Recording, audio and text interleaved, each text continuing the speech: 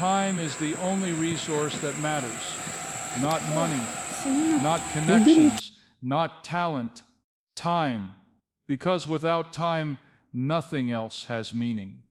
With time, everything becomes possible. The question isn't whether you have enough time, you have exactly the same 24 hours as every other person who has ever achieved anything significant.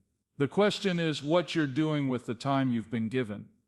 Every morning you wake up with 1,440 minutes deposited into your account. You can't save them for tomorrow. You can't borrow from yesterday. You can't earn interest on unused minutes. At the end of each day, whatever you haven't invested wisely is gone forever. This isn't a dress rehearsal. This is your one and only life, unfolding minute by minute, choice by choice. The most successful people in history weren't necessarily the smartest, the most talented, or the luckiest. They were the ones who understood the value of time and refused to waste it. They treated each day as an investment opportunity, each hour as a chance to build something meaningful, each minute as a gift to be treasured rather than squandered. You live in an era of unprecedented opportunity. Never before in human history have so many tools, resources, and possibilities been available to ordinary people. The knowledge of the ages is at your fingertips. You can learn any skill, connect with anyone, and create virtually anything from the comfort of your own home. The barriers that stopped previous generations have been demolished, yet many people act as if they're still trapped behind walls that no longer exist. Initiative is the bridge between dreams and reality. It's the force that transforms someday into today, and maybe into definite. Without initiative, the most brilliant ideas remain thoughts, the most passionate desires remain wishes, and the most detailed plans remain paperwork. Most people wait for permission to pursue their dream. They wait for the perfect moment, the ideal circumstances, or someone else to give them approval. But permission is not required. The only person whose approval you need is the one looking back at you in the mirror. The only moment that matters is this one. The only circumstances that will ever be perfect are the ones you create through action. Initiative requires courage. The courage to start before you feel ready, to act before you have all the answers, to move before you can see the entire path. It requires the willingness to be uncomfortable, to risk failure, to face criticism from people who prefer the safety of inaction to the uncertainty of progress. But initiative also creates its own momentum. When you take the first step, the second becomes easier. When you make the first move, opportunities begin to appear that were invisible from the sideline. When you demonstrate commitment to your goals, resources and support materialize in ways that seemed impossible when you were merely thinking about taking action. The world responds to initiative. People invest in people who invest in themselves. Opportunities flow toward those who are already in motion. Success attracts more success because success is evidence of the willingness to do what others won't do, to persist when others quit, to continue when others have stopped. The psychology of personal standards. Your life is a direct reflection of the standards you maintain. If you accept mediocrity, you'll receive mediocrity. If you demand excellence, you'll create excellence. If you tolerate less than your potential, you'll consistently achieve less than your potential. Your standards are the invisible rulers by which every aspect of your life is measured. Most people have abdicated their standards to other people. They let society dictate what's acceptable, let family members define what's possible, let friends determine what's reasonable. They've outsourced their expectations to external authorities who often know nothing about their dreams, their capabilities, or their deepest desire. Reclaiming your standards means deciding for yourself what level of effort you're willing to invest, what quality of results you're committed to producing, what degree of growth you're determined to pursue. It means refusing to settle for circumstances that don't honor your potential, even when settling would be easier, safer, or more popular. Personal standards operate like thermostats. They regulate the temperature of your life. When your circumstances fall below your standards, you take action to raise them. When your results exceed your standards, you often unconsciously sabotage them to return to your comfort zone. This is why raising your standards is more powerful than setting goals. Goals are about what you want to achieve, but standards are about who you're committed to becoming. The process of raising standards begins with honest assessment. Where in your life are you accepting less than what you know is possible? Where are you making excuses instead of making progress? Where are you choosing comfort over growth, safety over potential, approval over authenticity? The revolution in daily practices. Extraordinary lives are built from ordinary moments executed with extraordinary consistency. The difference between those who achieve their dreams and those who merely dream lies not in dramatic gestures, but in daily discipline. Revolution happens through evolution. Small changes compounded over time create massive transformation. Your morning routine sets the trajectory for your entire day. How you begin determines how you continue and how you conclude. If you start reactive, immediately checking messages, responding to other people's priorities, consuming negative news, you'll spend the day in response mode, constantly playing catch-up with circumstances beyond your control. But if you start proactive, engaging in activities that center your mind, energize your body, and align your spirit with your priorities, you'll move through the day from a position of strength rather than weakness, clarity rather than confusion, purpose rather than reactivity. This might involve physical exercise to activate your energy systems, meditation or reflection to clarify your thinking, reading to expand your knowledge, or planning to organize your priorities. The specific practices matter less than the principle, beginning each day with intentional activities that serve your growth rather than drain your vitality. The evening routine is equally important. How you end your day determines the quality of your rest and the energy you bring to tomorrow. This is your opportunity to process the day's experiences, celebrate progress made, learn from challenges encountered, and set intentions for the coming day. But daily practices extend beyond morning and evening routine. They include how you respond to stress, how you interact with difficult people, how you handle setbacks, how you celebrate successes. Every repeated action becomes a habit, and habits become the invisible architecture of your character and destiny. The science of continuous learning.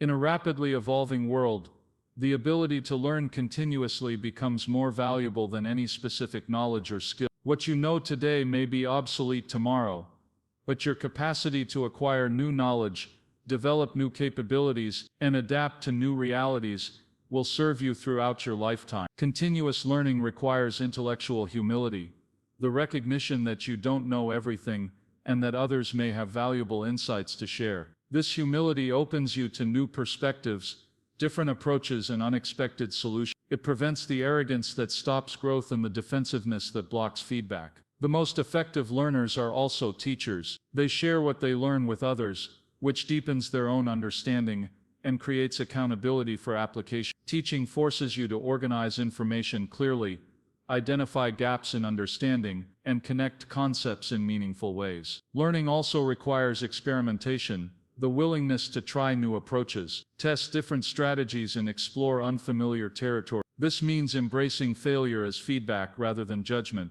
viewing setbacks as education rather than defeat, and treating mistakes as data rather than disaster. The goal is not to accumulate information but to develop wisdom, the ability to apply knowledge effectively in real-world situations. Wisdom comes from experience, but not all experience produces wisdom. Only reflected experience that's been processed, analyzed, and integrated, becomes wisdom that guides future choices. The economics of energy management. Energy, not time, is your most precious resource. You can have abundant time but without energy, that time is worthless. You can have limited time but with high energy, you can accomplish remarkable things. Understanding how to generate, preserve, and direct your energy is essential for maximizing your effectiveness and maintaining your well-being. Energy operates on multiple levels that are interconnected and interdependent. Physical energy comes from proper nutrition, regular exercise, adequate sleep, and effective stress management. When your body is strong and vital, everything else becomes easier. Thinking clearly, managing emotions, maintaining motivation, and sustaining effort. Mental energy comes from challenging but engaging cognitive activity. Your brain, like your muscles, grows stronger through appropriate exercise. This might involve learning new skills, solving complex problems, engaging in creative projects, or discussing ideas with stimulating people. Mental stagnation leads to mental atrophy, while mental stimulation leads to mental vitality. Emotional energy comes from positive relationships, meaningful work, and activities that bring joy and satisfaction. Toxic relationships, meaningless tasks, and joyless activities drain emotional energy faster than almost anything else. Protecting your emotional energy often requires difficult choices about who you spend time with and what you spend time doing. Spiritual energy comes from connection to purpose, meaning, and something larger than yourself. This might be God, nature, family, community, or a cause you believe in passionately. When your daily activities align with your deeper values and contribute to something meaningful, you often experience increased energy, even during challenging periods. The art of strategic focus. In a world of infinite distractions and endless options, the ability to focus becomes a superpower. Focus is not just about concentration, it's about choosing what deserves your attention and what doesn't, what merits your energy and what doesn't, what serves your priorities and what doesn't. Strategic focus requires saying no to good opportunities so you can say yes to great ones. It requires disappointing some people so you don't disappoint yourself. It requires short-term sacrifice for long-term gain, temporary discomfort for permanent improvement, present discipline for future freedom. Most people suffer from what could be called priority dilution.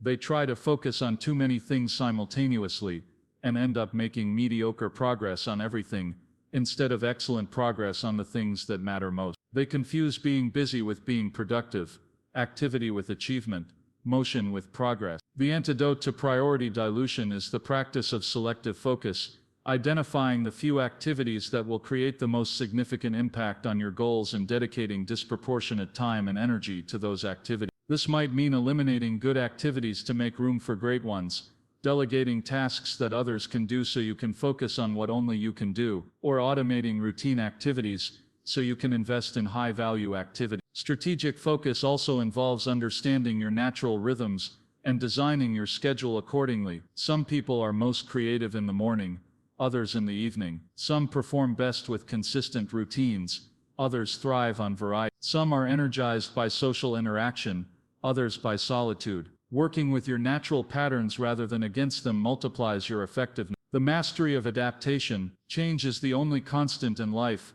yet many people resist change as if they could stop it through sheer force of will. The people who thrive in any era are not those who avoid change but those who master the art of adaptation, the ability to adjust their approaches while maintaining their principles, to modify their methods while preserving their mission. Adaptation requires flexibility without compromising integrity. It means being willing to learn new skills when old ones become obsolete, to explore new opportunities when familiar ones disappear, to embrace new technologies when they can serve your purposes better than existing tools. But adaptation is not just reactive, it's also proactive. The most successful people don't wait for change to happen to them.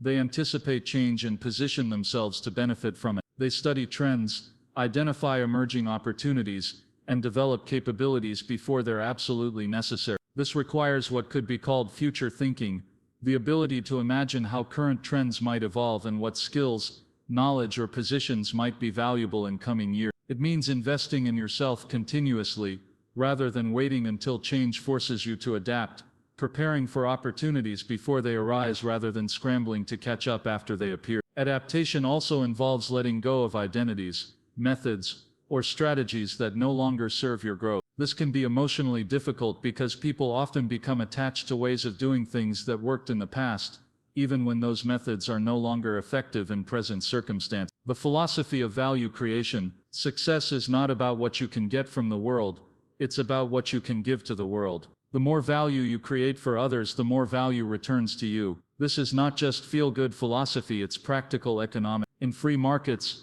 financial rewards flow toward those who solve problems, meet needs, and improve lives. Value creation requires understanding what others need, want, or struggle with, then developing solutions that address those needs better than existing alternatives. This might involve creating products, providing services, solving problems, entertaining audiences, educating students, or inspiring communities. The key to sustainable value creation is finding the intersection between your passions, your capabilities, and the world's needs. Passion without skill leads to frustration. Skill without passion leads to boredom. Passion and skill without market demand leads to irrelevance. But when all three align, you create a foundation for both fulfillment and success. Value creation also requires continuous innovation and improvement. What delights customers today may disappoint them tomorrow, as expectations rise and alternatives emerge. The most successful value creators are always learning, adapting, and evolving their offerings to stay relevant and valuable. This mindset shift from "what can I get" to "what can I give" transforms not just your external results, but your internal experience. When your focus is on contribution rather than accumulation, work becomes meaningful rather than merely profitable. Success becomes fulfilling rather than just impressive. The dynamics of relationship capital. Human beings are fundamentally social creatures, and your relationships significantly influence your opportunities, your growth, and your overall quality of life. The people you connect with can open doors, provide insights, offer support, and create possibilities that would be impossible to achieve alone. But relationship building is not networking in the manipulative sense. It's not about using people for personal gain. True relationship capital is built through genuine care, consistent value creation, and mutual benefit. It's about becoming the kind of person others want to help, because you consistently help others. This requires shifting from a transactional mindset to a relational mindset. Instead of asking "what can this person do for me?" ask "what can I do for this person?" Instead of focusing on what you can get from relationships, focus on what you can give to relationships. The most valuable relationships are built slowly through consistent positive interactions over time. This might involve sharing useful information, making valuable introductions, offering encouragement during difficult periods, or simply being a reliable, trustworthy presence in someone's life. Relationship capital compounds over time. The more you invest in others, the more they're inclined to invest in you. The more value you create for your network, the more your network creates value for you. The more you become known as someone who helps others succeed, the more people want to help you. The practice of intelligent risk-taking. All progress requires risk. Without risk, there's no growth. Without growth, there's no fulfillment. The question is not whether to take risks, but which risks are worth taking and how to take them intelligently. Intelligent risk-taking involves distinguishing between different types of risks. Some risks are reckless. They offer little upside potential but significant downside danger. Other risks are conservative but potentially rewarding. They offer reasonable upside potential with manageable downside risk. The key is learning to evaluate risks accurately and take the ones that offer favorable risk-reward ratio. This requires developing what could be called risk intelligence, the ability to assess potential outcomes, probability distributions, and worst-case scenarios before making decisions. It means gathering sufficient information to make informed choices while recognizing that perfect information is rarely available, and that waiting for certainty often means missing opportunity. Intelligent risk-taking also involves risk management, structuring decisions so that if things don't work out as planned, the consequences are manageable rather than catastrophic. This might mean testing ideas on a small scale before implementing them broadly, maintaining financial reserves to weather unexpected difficulties, or developing backup plans for likely scenarios. The biggest risk is often not taking any risks at all. Playing it safe feels comfortable in the short term but often leads to regret in the long term. The pain of discipline weighs ounces, but the pain of regret weighs tons. The science of habit architecture. Your habits are the invisible force shaping your destiny. Research suggests that 40–45% of your daily actions are habits, rather than conscious decisions. This means that nearly half of your life is running on autopilot, following patterns established by past choices and circumstance. Understanding how habits work gives you tremendous power to reshape your life. Habits operate through a neurological loop: cue, routine, reward. The cue triggers the behavior, the routine is the behavior itself, and the reward is the benefit that reinforces the pattern. Over time, this loop becomes automatic and requires minimal conscious effort. The key to changing habits is not to eliminate them but to redirect them. You keep the same cue and reward but substitute a new routine. This works with your brain's existing wiring rather than against it. For example, if you habitually reach for your phone when feeling bored, cue because it provides stimulation, reward. You can substitute reading or exercise for the same cue and reward. Creating new habits requires understanding the same cue, routine, reward loop. You need to establish clear cues that trigger desired behaviors, design routines that are simple enough to perform consistently, and ensure that rewards are immediate and satisfying enough to reinforce the pattern. The most successful habit changes are small and specific rather than large and vague. Instead of exercise more, commit to take a 10-minute walk after lunch. Instead of eat healthier, commit to eat a piece of fruit with breakfast. Small habits are easier to maintain and create momentum for larger changes. The psychology of mental resilience. Resilience is not a trait you either possess or lack. It's a set of skills you can develop and strengthen. The most resilient people are not those who avoid difficulties but those who have learned to navigate difficulties effectively, learning and growing from challenges rather than being diminished by them. Mental resilience begins with cognitive flexibility, the ability to see situations from multiple perspectives and find alternative interpretations for events. This doesn't mean denial or false optimism, but rather the capacity to look for opportunities within obstacles, lessons within setbacks, and possibilities within problems. Resilient people also practice what psychologists call benefit finding, the ability to identify positive outcomes that emerge from negative experience. This might involve recognizing strengths you develop through adversity, relationships you formed during difficult times, or priorities you clarified through challenge. Another crucial component of resilience is emotional regulation, the ability to manage your emotional responses to stressful situations. This involves recognizing emotions as they arise, accepting them without judgment, and choosing how to respond rather than simply reacting automatically. Social support plays a vital role in resilience as well. Strong relationships provide practical assistance during difficult times, emotional support during overwhelming periods, and perspective when you're too close to problems to see them clearly. Building and maintaining supportive relationships is an investment in your future resilience. The art of decision excellence. Your life is the sum of your decisions. Every choice you make either moves you towards your goals or away from them, increases your options or decreases them, builds your character or erodes it. Learning to make excellent decisions consistently is one of the most valuable skills you can develop. Decision excellence begins with clarity about your values and priorities. When you're clear about what matters most to you, decisions become easier because you have criteria for evaluation. When your values are unclear or conflicting, every decision becomes a struggle because you lack a framework for choosing. The best decision makers also understand the concept of opportunity cost, the recognition that choosing one option means foregoing others. They don't just evaluate the benefits of their chosen path, they consider what they're giving up by not choosing alternative paths. This helps them make more thoughtful choices and avoid decisions they'll later regret. Another key principle is proportional decision making. Spending time and energy on decisions proportional to their importance and reversibility. Some decisions are high stakes and difficult to reverse, warranting careful consideration and extensive research. Others are low stakes and easily reversible, requiring quick action rather than prolonged analysis. The most effective decision makers also practice what could be called decision hygiene, establishing processes and criteria that lead to better choices. This might involve seeking input from trusted advisors, gathering relevant information systematically, considering multiple alternatives before choosing, or sleeping on important decisions to avoid impulsive choice. The integration of work and meaning.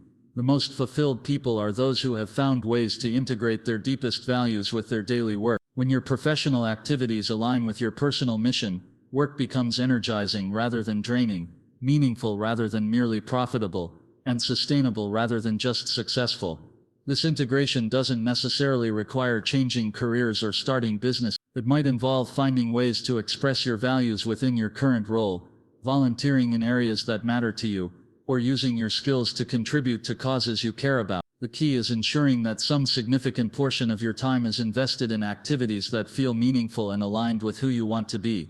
Meaning comes from different sources for different people. Some find meaning in creating beauty, others in solving problems, still others in helping people grow or healing those who are suffering. Some are energized by building things, others by teaching things, still others by discovering things. The source matters less than the authenticity of the connection between your work and your value. The integration of work and meaning also requires what could be called life design, the conscious process of creating a lifestyle that supports both your professional effectiveness and your personal fulfillment. This might involve setting boundaries around work hours, creating rituals that separate work and personal time, or designing your physical environment to support both productivity and well-being. The revolution of self-mastery. Self-mastery is not self-control in the suppressive sense, it's self-understanding and self-direction in the empowering sense. It's about knowing yourself deeply enough to make choices that align with your authentic nature while developing yourself consistently enough to expand what's possible. Self-mastery begins with self-awareness, understanding your strengths and weaknesses,